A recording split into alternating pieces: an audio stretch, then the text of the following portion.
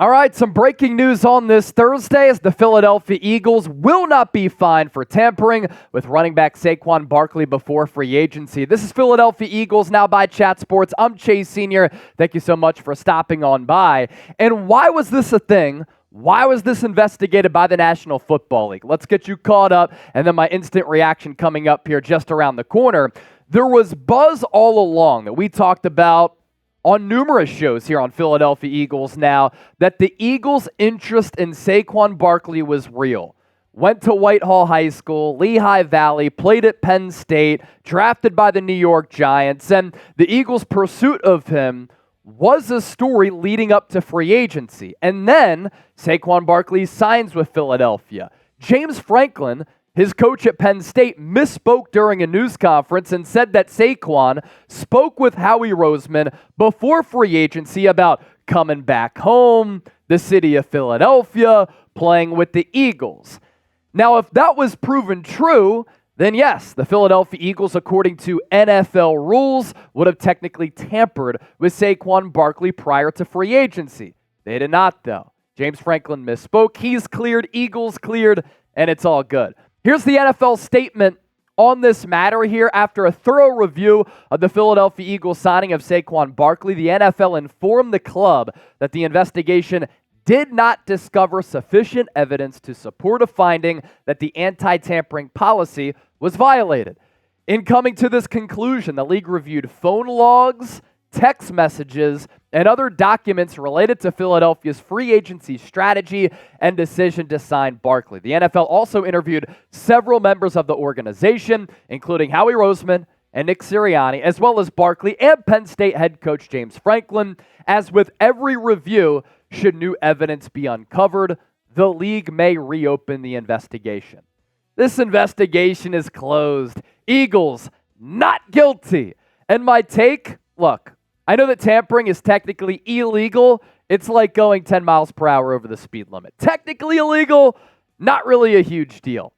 And it's, of course, ideal, right, that the Philadelphia Eagles, unlike the Atlanta Falcons, are not getting docked a draft pick. Atlanta, coming up here in a moment, we're going to talk about that. 5th-round pick taken away for their pursuit of quarterback Kirk Cousins. So, look, some of the Eagles detractors who don't like the fan base, the organization, Howie Roseman, you have nothing to say now. Giants fans are in shambles, and that's also a part of my reaction here because, you know, Giants fans are so mad. They lost their best offensive player, a fan favorite, to their division rival in the NFC East right down I-95. And the Eagles as a team, organization, so much better set up for success as compared to the New York Giants, who have been a disaster now for many, many years consecutively, and the Philadelphia Eagles have owned them. Although I will say for Giants fans, Malik Neighbors looks to be pretty cold. Also as part of this, an under-the-radar Howie Roseman power move, not knowing what the penalty was going to be. I imagine he was pretty confident all along that they weren't going to get docked, but what do good businesses do? They plan ahead. They have foresight.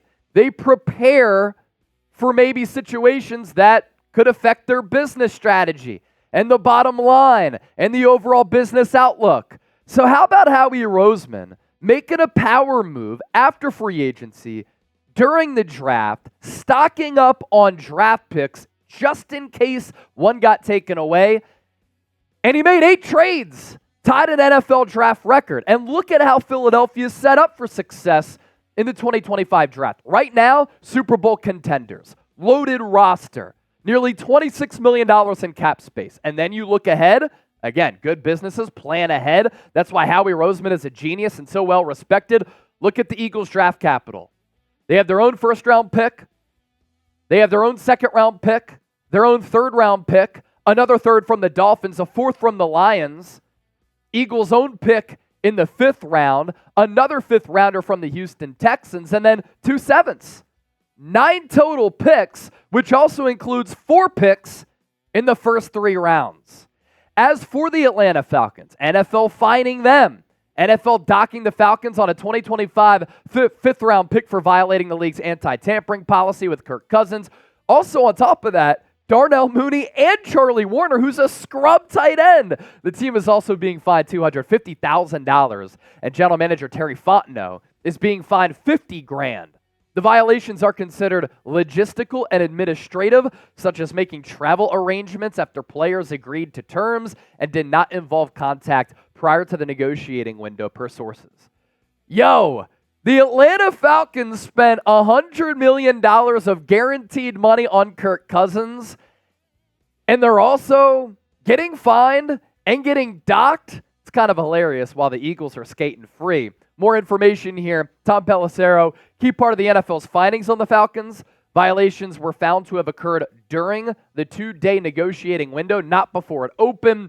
For example, talking to players after flights, they'd legally agreed to terms, hence less discipline than in some other cases. Look, this is why you subscribe to the channel. We're only getting started on today's show, but if you want more shows like this and you want to be informed and updated when breaking Eagles news happens, we talk about it, dissect it in depth here on the program, every single instance, and that's a big reason why we're approaching 76,000 subscribers. And since Giants fans are mad, they should also be mad at this. June sub battle between two powerhouse channels here under the Chat Sports umbrella.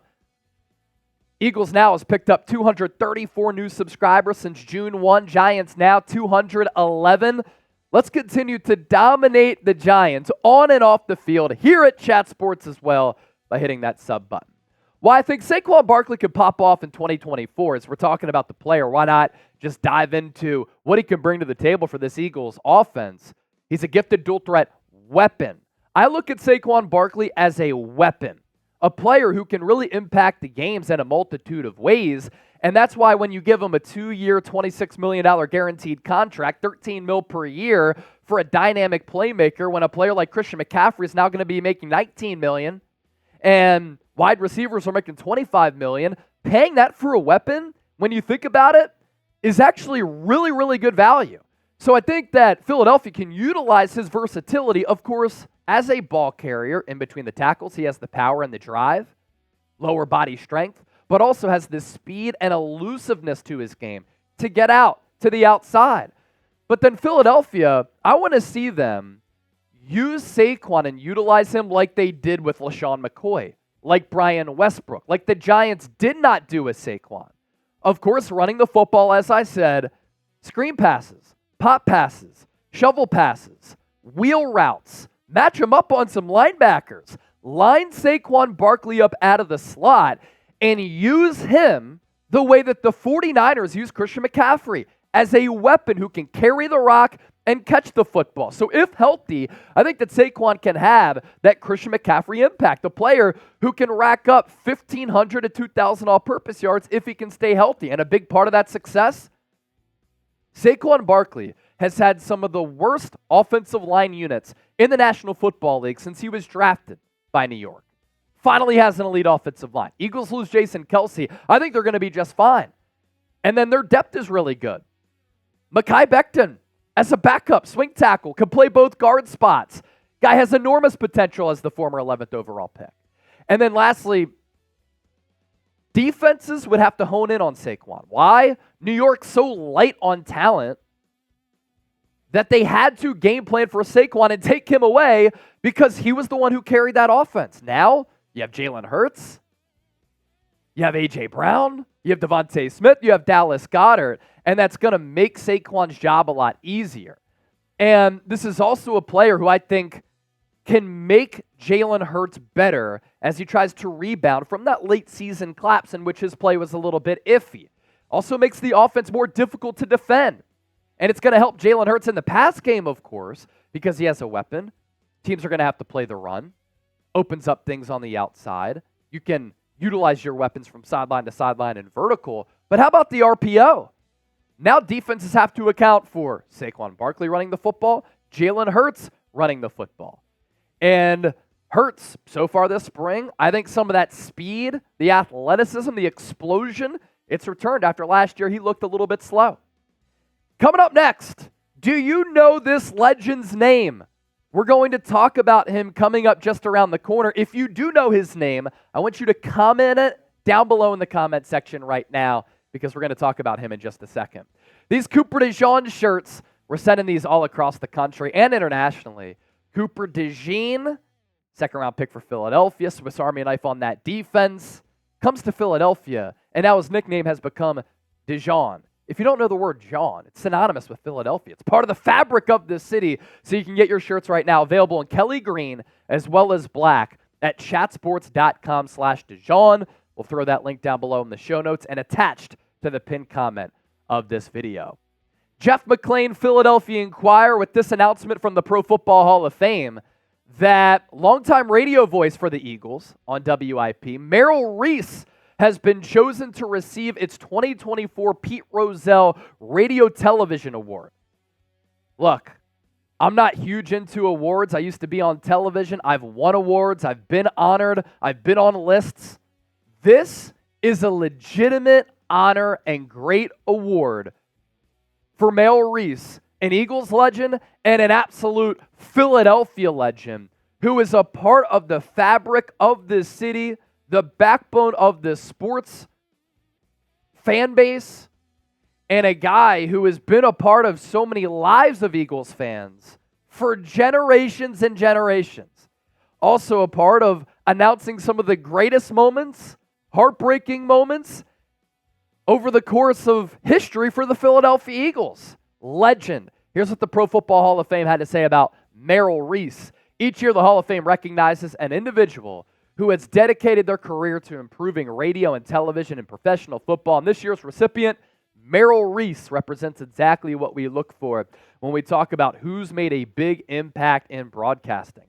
For nearly half a century, think about that. For nearly half a century, fans have been tuning into Eagles games, including opposing fans, and they have had the privilege of hearing Merrill's legendary voice. I want you to think about that. We celebrate 50-year weddings. We celebrate other great accomplishments right up there with those. 50 years calling Eagles games, 50 years of having one single job that is one of one. And that adds to just the legendary story and path of Merrill Reese. We have been absolutely blessed in the city of Philadelphia, for those of you who, like myself, growing up in Westchester, went to Temple, grew up as a diehard Philadelphia sports fan, rooting on all of these teams, 4-for-4 Philadelphia sports fan to the core. We've been blessed with the luxury of having great local play-by-play broadcasters. And I'm going to name a few, and that's not doing anybody a disservice. But Merrill Reese, Harry Callis, Whitey Ashburn, Jim Jackson, Mark Zumoff, Tom McGinnis, now calling Phillies games, is the ultimate professional and really good at Sixers games, a great radio voice. And then Tom McCarthy calling Phillies games regionally, as professional as it gets. So Merrill Reese, Harry Callis, Whitey Ashburn, Jim Jackson, Mark Zumoff, Tom McGinnis, Tom McCarthy, past and present, incredible local play-by-play broadcasters on TV and on radio. And I'll tell you this, cool story for myself. Shoot, we talk Eagles, we talk life here on the show. Harry Callis mostly, as well as Merrill Reese, two of the reasons why at 5 years old, moved into my childhood home in Westchester, Pennsylvania. I turned on the TV. It was Comcast Sportsnet, the local regional sports network, which is now NBC Sports Philadelphia. And Harry Callis calling Phillies games made me fall in love with sports and baseball and broadcasting and the Philadelphia sports scene. He was the sound of summer. And then I'd go to bed at night falling asleep to WIP. And Merrill Reese calling games on WIP throughout my entire upbringing, just monumental memories and moments of my childhood. So two reasons why I wanted to get into broadcasting. 5 years old, I was like, I'm probably not going to be able to be a professional athlete. I wanted cornrows and tattoos like Allen Iverson. My mom said no, understandably so. But then I was like, I want to call games. I want to talk sports. And then you saw Comcast Sportsnet basically doing a local version of SportsCenter. That just got the fire going for me. Then I did some announcements at Bayard Rustin High School as the sports announcer, and then the career has gone on since then. And I want to round out with this. Which impersonation that I do is better? Because growing up, listening to Harry Callis and Merrill Reese, wanting to be in broadcasting, working in broadcasting, I've actually kind of done some impersonations for Harry Callis. So first, Harry K, all right? Swinging a drive, deep right center field. It's outta here. Home run, Bobby Abreu. So that's Harry Callis. And then Merrill Reese, a little bit more difficult. It's more about the celebration and the pitch, but I love how excited he gets. Eagles at the 5. Vic under center. LaShawn McCoy, the lone tailback, gets the give, makes a man miss. He's in! Touchdown, Shady McCoy! So that's Harry the K and Merrill Reese right there. I side with Harry Callis. It's a little bit more authentic. Merrill's a little bit more difficult because of the pitch, but it's the overall pitch on the celebration that's awesome. Which one was better, HR, MR? Let me know down in the comments section. Let me know what you think about today's show or the impersonations on my social media pages at Chase_Senior. It's the same handle on X and Instagram, approaching 13,000 followers here, 30,000 followers here. Say what's up.